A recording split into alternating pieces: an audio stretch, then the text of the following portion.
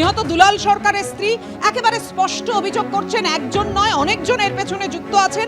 রাজনৈতিক নেতৃত্ব যারা নিজেদের ফায়দা তোলার জন্য দুলাল সরকারকে খুন করেছিলেন। কথা বলবো, আমাদের সঙ্গে রয়েছেন আমাদের প্রতিনিধি করুণাময় সিংহ। করুণাময়, এর আগেও দুলাল সরকারের স্ত্রী এটা স্পষ্ট করে দিয়েছেন কোনো বিরোধী দল নয়, একেবারে এই দলেরই এমন কিছু নেতা আছেন যারা বিকৃত মস্তিষ্ক এবং যাদের নিজেদের ফায়দা তোলার জন্য বলতে চেয়েছেন এইভাবে যে তারা নিজেদের ফায়দা তোলার জন্য রাজনৈতিক কারণেই দুলাল সরকারকে খুন করিয়েছেন। তো এই যে নরেন্দ্রনাথ তিওয়ারি, ধীরেন্দ্রনাথ তিওয়ারি এবং অখিলেশকে টানা জিজ্ঞাসাবাদ করছে পুলিশ, কি সূত্র রয়েছে, কি যোগসূত্র রয়েছে এদের সঙ্গে?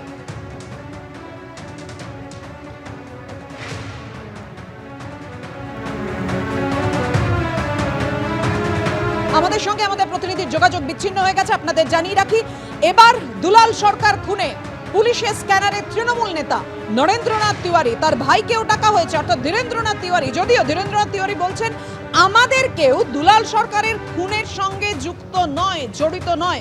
কিন্তু কি কারণে, তাহলে কি অভিযোগের প্রেক্ষিতে পুলিশ নরেন্দ্রনাথ তিওয়ারি, ধীরেন্দ্রনাথ তিওয়ারি এবং অখিলেশকে ডেকে পাঠালো? একেবারে ম্যারাথন জিজ্ঞাসাবাদ চলছে।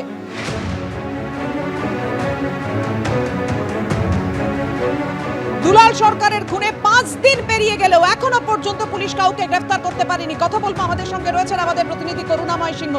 করুণাময়, ধীরেন্দ্রনাথ সরকার তিওয়ারি ইতিমধ্যেই জানিয়েছেন যে এই দুলাল সরকার খুনে তাদের কোনো যোগাযোগ নেই। তাদের বলতে তিনি কি বোঝাতে চেয়েছেন এবং কি অভিযোগে তাহলে পুলিশ এদেরকে ডেকে জিজ্ঞাসাবাদ করছে?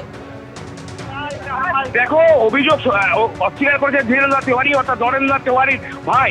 তিনি এই অভিযোগ অস্বীকার করেছেন, কিন্তু তোমাকে বলে রাখি পুলিশ মনে করছে এই ঘটনায় তাদের যোগ থাকতে পারে। সেই কারণে পুলিশ নিশ্চিত হতে চাইছে যে দুলাল সরকার খুনের ঘটনায় কারা জড়িত রয়েছে নিশ্চিত হওয়ার জন্যই কিন্তু নরেন্দ্রনাথ তিওয়ারি, যিনি জেলা মালদা ইংরেজবাজার শহর তৃণমূলের সভাপতি, তাকে ডেকে পাঠানো হয়েছে, তার দুই ভাইকে ডেকে পাঠানো হয়েছে এবং দীর্ঘক্ষণ ধরে জিজ্ঞাসাবাদ চলছে।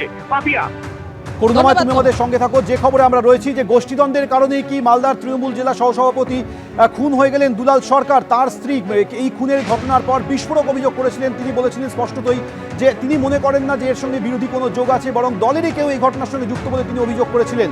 একবারে গোষ্ঠীদ্বন্দ্বের ইঙ্গিত করেছিলেন। তিনি বলেছিলেন যে এই খুনের পিছনে অনেক বড় মাথা কাজ করছে। তাহলে এই বড় মাথা কারা, পুলিশ তদন্ত করছে। ইতিমধ্যে ৫ জনকে পুলিশ গ্রেপ্তার করেছে, কিন্তু এবার নরেন্দ্রনাথ তিওয়ারি এবং তার দুই ভাই ধীরেন্দ্রনাথ তিওয়ারি এবং অখিলেশ তিওয়ারিকে ডেকে জিজ্ঞাসাবাদ করা হচ্ছে। বেলা 12:30 থেকে ম্যারাথন জিজ্ঞাসাবাদ চলছে, প্রায় 5 ঘন্টা হতে চলল এই জিজ্ঞাসাবাদ। যদিও নরেন্দ্রনাথ তিওয়ারি এবং ধীরেন্দ্রনাথ তিওয়ারির তরফ থেকে স্পষ্টতই বলে দেওয়া হয়েছে যে তাদের সঙ্গে এই ঘটনার কোনো যোগসূত্র নেই। অন্যদিকে নরেন্দ্রনাথ তিওয়ারির তরফ থেকে বলা হচ্ছে যে 2022 সালে পুরভোটে তারাই আক্রান্ত হয়েছিলেন, তার দুলাল গোষ্ঠীর দিকেই অভিযোগের আঙুল উঠেছিল। আর সেই নরেন্দ্রনাথ তিওয়ারি এবং তার দুই ভাইকে ডেকে পুলিশ জিজ্ঞাসাবাদ করছে। তাহলে কি দুলাল সরকার খুনের সঙ্গে এদের কোনো যোগসূত্র রয়েছে? পুলিশের কাছে নির্দিষ্ট কোনো তথ্যসূত্র রয়েছে?